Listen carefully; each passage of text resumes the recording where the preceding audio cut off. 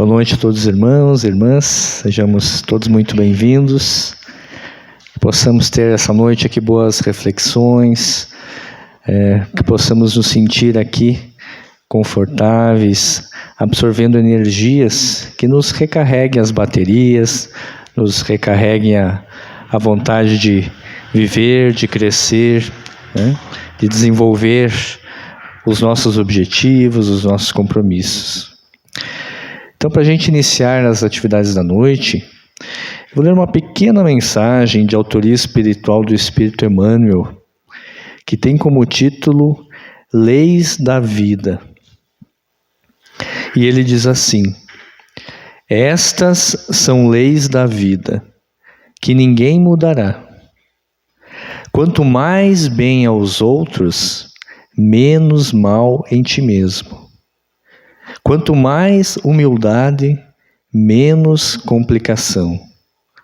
Quanto mais esperança, menos queda da força. Quanto menos serviço, mais problemas na estrada.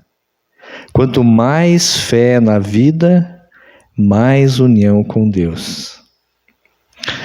Então convido a todos nós para nesse instante nós elevarmos o nosso pensamento em oração, buscando elevar a nossa sintonia, o nosso ritmo mental, espiritual, buscando conexão com as forças do bem, com os espíritos amigos, a fim de que, através desta busca, desta conexão, possamos receber nessa noite da equipe espiritual que coordena os trabalhos desta casa, energias que sejam necessárias para o nosso equilíbrio, para o nosso fortalecimento da matéria e do espírito.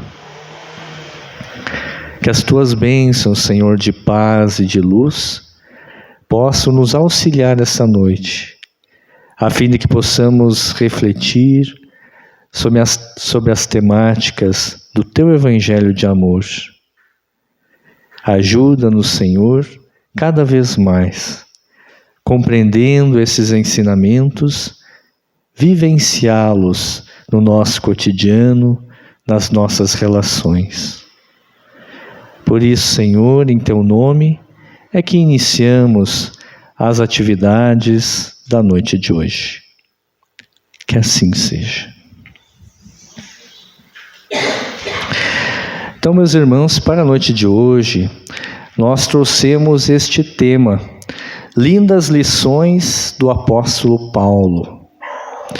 Você sabe que o Espiritismo tem como objetivo central auxiliar no processo de desenvolvimento da humanidade. E como ele reconhece em Jesus o caminho ou a síntese de todas as leis que regem a vida, a doutrina espírita busca então trazer Jesus de volta ao nosso cotidiano das relações humanas, para que esse Jesus saia da cruz e venha ao nosso lado, nos inspirar, nos orientar, conduzir as nossas atividades. Então, como a doutrina busca trazer esse evangelho na sua essência, na sua pureza, nós hoje vamos trazer algumas reflexões em torno de um livro bem conhecido já no movimento espírita, chamado Paulo e Estevão. É um clássico, né? É uma das obras primorosas da psicografia de Chico Xavier, e eu diria o ápice da sua mediunidade e da mensagem do Espírito Emmanuel, o seu mentor espiritual. Então, nesse livro Paulo e Estevão, quem ainda não leu, não teve essa oportunidade, fica o convite para que o faça. Quem já leu há um tempo atrás, que releia, porque sempre que a gente retoma essa leitura, traz novos elementos que a gente, às vezes, uma leitura anterior, tenha passado despercebido. Então, nesse livro, ele vai trazer a história destes dois apóstolos. Paulo, que a princípio era perseguidor, né, do cristianismo, dos cristãos, e Estevão, que foi o primeiro mártir do cristianismo. Ele que foi morto, apedrejado pelo Sinédrio judaico, por conta do esforço de Paulo, que então tinha o nome de Saulo. Então Saulo, a princípio, foi o causador das primeiras perseguições, né, aos cristãos em Jerusalém. E mais adiante, então, vocês devem conhecer a história, quando ele, a caminho de Damasco, a cidade onde ele buscava então perseguir novos cristãos daquela cidade. E especialmente um cristão chamado Ananias. Já era um senhor que difundia então a fé cristã, um senhor bastante humilde. E ele estava então indo a cavalo para chegar nessa cidade, acompanhado de alguns soldados, com vistas a perseguir e prender e depois executar Ananias e mais outras pessoas. E para a gente, como diz assim, pegar o breu da história, eu queria ler então um trechinho do livro, onde Emmanuel, com uma forma assim tão suave e tão agradável da leitura, ele vai descrever esse momento, quando Paulo, depois de já estar há cerca de 2-3 dias empleitando essa jornada de Jerusalém até Damasco, ele vê uma luz superior à luz solar. E junto com essa luz, uma espécie de uma opressão. E aí então, Emmanuel passa a descrever. Então Paulo vê surgir a figura de um homem de majestática beleza, dando-lhe a impressão de que descia do céu ao seu encontro. Sua túnica era feita de pontos luminosos. Os cabelos tocavam nos ombros a Nazarena, os olhos magnéticos, emanados de simpatia e de amor, iluminando a fisionomia grave e terna, onde pairava uma divina tristeza. O doutor de Tarso contemplava-o com espanto profundo, e foi quando, numa inflexão de voz inesquecível, o desconhecido se fez ouvir: Saulo, Saulo, por que me persegues? O moço tarsense não sabia que estava instintivamente de joelhos. Sem poder definir o que se passava, comprimiu o coração numa atitude desesperada. Incoercível sentimento de veneração apossou-se inteiramente dele. Que significava aquilo? De quem o vulto divino que entrevia no painel do firmamento aberto e cuja presença lhe inundava o coração, precípite de emoções desconhecidas? Enquanto os companheiros cercavam o jovem genuflexo, sem nada ouvirem nem verem, não obstante haverem percebido a princípio uma grande luz no alto, Saulo interrogava em voz trêmula e receosa: Quem sois vós, Senhor? Aureolado de uma luz balsâmica e num tom de inconcebível doçura, o Senhor respondeu: Eu sou Jesus. Então, viu-se o orgulhoso e inflexível doutor da lei curvar-se para o solo em pranto convulsivo. Foi quando notou que Jesus se aproximava e, contemplando-o carinhosamente, o mestre tocou-lhe os ombros com ternura, dizendo com inflexão paternal: não recalcitres contra os aguilhões. Saulo compreendeu. Desde o primeiro encontro com Estevão, forças profundas o compeliam a cada momento. E em qualquer parte, a meditação dos novos ensinamentos. O Cristo chamara-o por todos os meios e de todos os modos. Essa é uma leitura maravilhosa que o Espírito Emmanuel nos traz. E aqui é interessante a gente começar a ponderar sobre várias lições que este encontro memorável, que mudou não só a vida de Paulo, mas mudou a feição do cristianismo que nós conhecemos. Talvez sem este encontro com Jesus, nós não tivéssemos o cristianismo como o conhecemos. E Paulo teve vários encontros com Estevão, mas no sentido de debate, de troca de ideias. E ele foi vencido nos argumentos, porque a mensagem de Jesus era límpida, era profunda, era mais evoluída intelectualmente do que a mensagem de Moisés de então.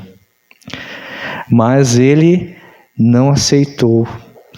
E aí vem a primeira lição, eu acho que para todos nós, que são os prejuízos que o orgulho e a teimosia nos causam. Certamente Paulo, quando ele programou no plano espiritual a sua vinda, o seu nascimento aqui no mundo, a sua missão já estava delineada. Ele haveria de entrar em contato com o cristianismo e passaria a ser responsável pela divulgação, pela expansão dos conhecimentos, dado o seu preparo, porque ele era uma pessoa inteligentíssima para a época, dotado de oportunidades de estudo, de aprendizado, dentro da doutrina lá do judaísmo, mas era alguém muito culto para a época. Então ele tinha todas as condições de compreender a mensagem de Jesus e aí difundi-la com harmonia, com tranquilidade. Mas o seu orgulho, a sua teimosia, fizeram que ele tivesse que passar por processos doloridos depois, até que a sua alma estivesse agora preparada para então difundir a mensagem de Jesus com autenticidade, com valor. E ele efetivamente cumpriu plenamente a sua tarefa a posteriori. Então, como diz até o Emmanuel no Leis da Vida, ali que a gente leu a mensagem, quanto mais humildade, menos complicação. Nós geramos muitos problemas para a nossa evolução espiritual, nos embrenhamos em muitos caminhos tortuosos, porque nós deixamos o orgulho direcionar os nossos passos. E o orgulho não é um bom conselheiro, muito pelo contrário. É preciso que a gente consiga diariamente estar olhando o nosso espelho, o espelho da nossa alma, não nesse sentido do peão do xadrez que se sente o bispo, mas no sentido de buscar o autoconhecimento, a autorreflexão, para que as nossas atitudes no dia a dia não sejam instintivas e não sejam pautadas nesse sentimento que é tão perverso para nós. Uma segunda lição que Paulo nos traz é que inteligência e conhecimento não bastam. E nós temos inúmeros exemplos de quantas pessoas que têm todas as condições de cumprir a sua tarefa, têm toda a capacidade, mas deixam, como na imagem, o coração dentro do freezer, congelado. E eu estava esses dias vendo um histórico de algumas pesquisas, da ciência, que são todas pessoas inteligentes, pessoas capazes, mas que, com base numa ânsia de conhecimento, fizeram muito mal a muitas pessoas. Basta a gente lembrar da bomba atômica, né, que foi solta lá em Hiroshima e Nagasaki. As pessoas que construíram a bomba não eram pessoas simplórias, que não sabiam nada das leis da matéria, das leis que regem o mundo físico. Muito pelo contrário. Mas, dentro do seu íntimo, usaram apenas o racional e acharam que os fins justificam os meios. Então, para obter uma hegemonia, eu pulverizo pessoas, velhos, crianças, mulheres, pessoas que estavam lá na sua cidadezinha caminhando, não estavam fazendo nada de mal para ninguém, e simplesmente você extermina a pessoa para mostrar que você pode. Então são pessoas que deixaram o coração congelado. E às vezes há muito tempo até que a sensibilidade, até que a dor traga de volta esse coração para que ele, junto com a razão, direcione os caminhos da alma. Diz as tradições espirituais que Paulo de Tarso hoje, ele tem uma falange de espíritos que busca trazer para Jesus as pessoas intelectualizadas, mas que não se moralizaram, mas que não dulcificaram o coração. O próprio Emmanuel, que era o mentor do Chico Xavier, nessa época aí ele era um senador romano, frio, orgulhoso, e levou várias encarnações até que ele conseguisse conquistar o valor da humildade, da benemerência, do espírito de piedade, de caridade. Uma outra lição que Paulo nos traz é a importância da sinceridade para aprender. Eu me lembro do Mário Quintana, que tinha uma frase que ele dizia assim que não há água mais pura do que aquela sorvida na concha das próprias mãos. E é verdade, né? Se alguém nos fala, nos retrata alguma coisa que aconteceu, nos conta uma história, é interessante. Mas se você vivencia, se você presencia a situação, você tem uma visão muito mais amplificada, muito mais profunda da realidade. E Paulo tinha uma virtude que ele era sincero quando ele buscava a verdade. Então ele era fervoroso defensor das leis de Moisés, do judaísmo, porque ele acreditava que aquela era a lei, que aquela era a verdade. E quando ele compreendeu que a mensagem cristã representava agora um novo paradigma do que ele considerava verdade, ele abandonou as velhas ideias e, com a mesma firmeza e tenacidade, ele defendeu as ideias cristãs. Só que muitas vezes nós encontramos aquelas pessoas, ou nós, vamos falar por nós, quando a gente busca só a verdade que é conveniente. Então é mais ou menos como se tu tem uma água pura, cristalina, mas você tem o teu copo que está sujo, está engraxado, está contaminado. É aquela pessoa que ela não se liga aos princípios. Então, as suas defesas, os seus ideais, são de acordo com o que lhe convém. Então, se o vento sopra de um lado, e aquilo é bom para ela, ela defende que o vento sopre daquele lado. Mas se o vento mudar e é melhor para ela que mude, tranquilo. Como a gente vê isso? E Jesus combatia muito. E ele chamava esses doutores da lei lá do Sinédrio dos sepulcros caiados, dos hipócritas, que pregavam uma coisa e viviam outra. Ou seja, você até sabe qual que é a verdade, mas você faz aquilo que te convém. Então, um grande passo para a nossa evolução é a gente ter essa sinceridade para aprender de Paulo. Mesmo que a verdade te doa e te espinhe, se aquilo é o correto, assuma aquilo, nem que te prejudique. O certo é o certo. Depois, Paulo nos demonstra o valor do auto-perdão. Quando ele se dá conta que Jesus era o mestre, que aquilo que ele tinha defendido, a morte que ele tinha causado a Estevão, os males que ele tinha feito a tantas pessoas, quando ele se deu conta disso, obviamente, você cai do cavalo, né? E vem aquela depressão, vem aquela sensação de menos-valia, quando você se sente o último, você se sente o que não vale nada.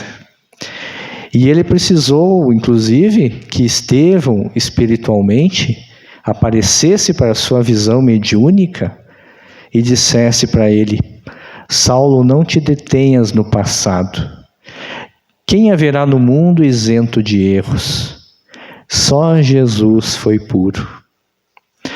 Então nós também, inevitavelmente, cometemos muitos deslizes, muitos erros. Mas precisamos cultivar sempre esse auto-perdão. Sermos amigos de nós mesmos, da nossa alma. O importante é aprender com o erro e agora tentar fazer melhor, tentar fazer diferente. Não é possível mudar o passado, mas é possível fazer um caminho novo de agora adiante. Uma outra lição de Paulo: é preciso coragem para lutar e vencer. E poucas pessoas como ele enfrentaram tantas dificuldades, tantos espinhos. E aqui me permito eu ler só essa carta que ele escreveu aos Coríntios, né, à igreja lá de Corinto, quando ele faz uma espécie de um desabafo, porque não pense que era fácil. O pessoal procurava ele de vários núcleos que ele fundava, e depois criticavam quando ele não estava presente, quando um pensava de um jeito, o outro pensava de outro. Havia não era uma harmonia absoluta. Claro que cada um de nós tem um pensamento, uma ideia. Imagina naquela época, quando o cristianismo apenas era uma semente que se desenvolvia. E olha quando ele escreve, então, para os Coríntios, dizendo: 5 vezes recebi dos judeus 39 açoites. 3 vezes fui golpeado com varas. 1 vez apedrejado. 3 vezes sofri naufrágio. Passei uma noite e um dia exposto à fúria do mar. Estive continuamente viajando de uma parte a outra. Enfrentei perigos nos rios, perigos de assaltantes, perigos dos meus compatriotas, perigos dos gentios, perigos na cidade, perigos no deserto, perigos no mar, perigos dos falsos irmãos. Trabalhei arduamente. Muitas vezes fiquei sem dormir, passei fome e sede, e muitas vezes fiquei em jejum. Suportei frio e nudez. Além disso, enfrento diariamente uma pressão interior, a saber, a minha preocupação com todas as igrejas. Vejam que roteiro de vida, quantas dificuldades. E ele enfrentou tudo isso com a mesma galhardia, com a mesma firmeza moral. E às vezes eu comparo nós, no tempo presente, quando as coisas estão muito mais fáceis, a plantinhas de estufa. Aquela plantinha de estufa que está florida, que está bonita, mas está dentro da estufa. Tira ela da estufa e coloca sob o sol, sob a chuva, sob o vento, e a plantinha tem dificuldade de resistir. Porque ela é uma plantinha acostumada com as facilidades. E Paulo, ele tem um mérito que até uma certa época, quando ele estava desfrutando das benesses do poder, ele estava protegido na estufa.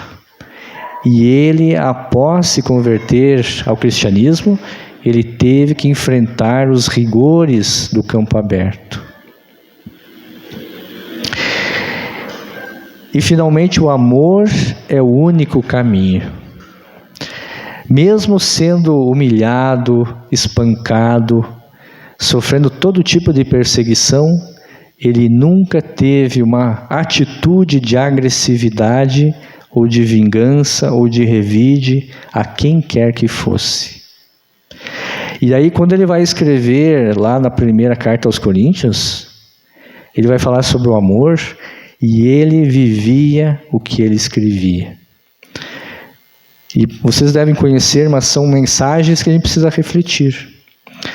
Quando ele diz, ainda que eu falasse as línguas dos homens e dos anjos, e não tivesse amor, seria como o metal que soa ou como o sino que tine.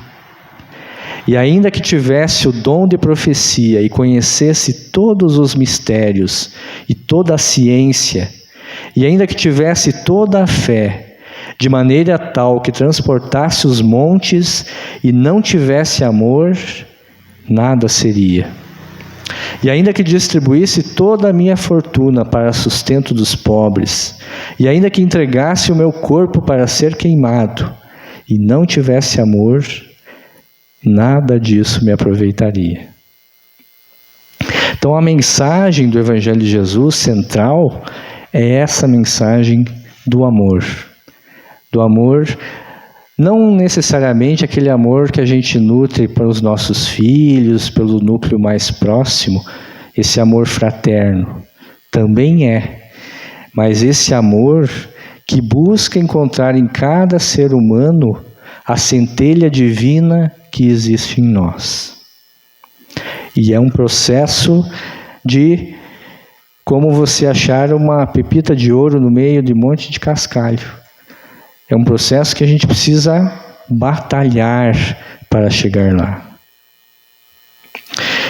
Já indo se aproximando do final das nossas reflexões, eu sempre me lembro dessa poesia de Maria Dolores, que tem como título Canção da Esperança, que ela fala muito, eu acho, do que viveu os primeiros cristãos, da resiliência que eles tiveram, da capacidade de suportar todas as perseguições, todos os espinhos e cumprir a missão até o fim. Ela diz assim: sofres sob a pressão de amargas crises e atravessas momentos infelizes, qual se andasses por senda estranha e má. Mas embora sem força que te arrimes, não te detenhas, nem te desanimes, outro dia virá.